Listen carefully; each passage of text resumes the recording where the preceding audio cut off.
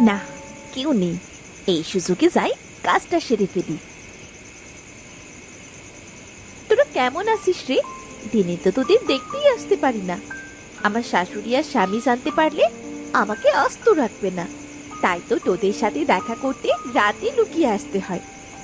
একটু পানি খেয়ে নে তোরা। দিনে তো তোদের যত্ন নিতে পারি না।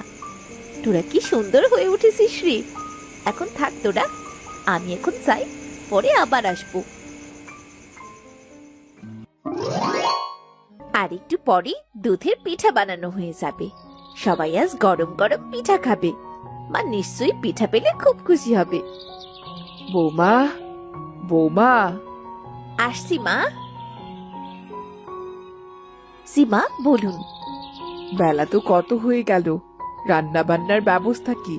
বলি আজ কি তুমি নাস্তা করাবে না নাকি? হ্যাঁ মা, আমি তো পিঠা বানিয়েছি, আর একটু পরেই হয়ে যাবে। পিঠা?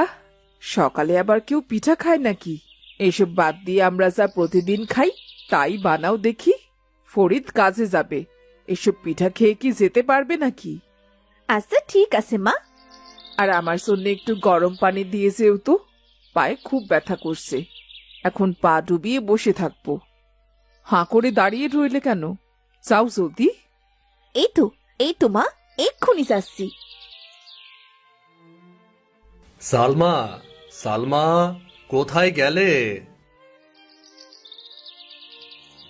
আমায় ডেকেছিলেন? আমার গামছাটা কোথায় গেল?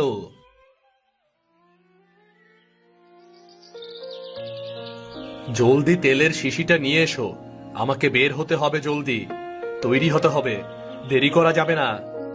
অন্তত নাস্তাটা করে তো বের হন। নাস্তা করারও সময় নেই, জলদি বের হতে হবে। বেশিক্ষণ লাগবে না তো, নাস্তাটা করেই বের হন না।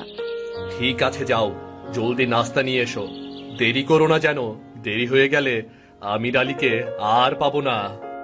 না না, দেরি হবে না, আপনি একটু বসুন, আমি এক্ষুনি আনছি।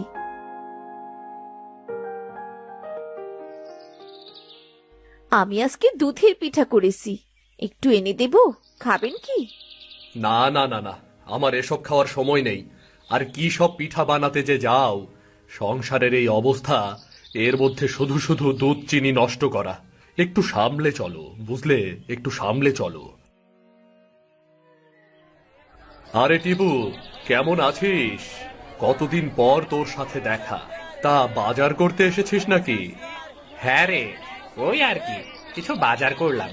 আর এখন তো শীতের সবজি বীজ বোনার সময় হয়ে এলো।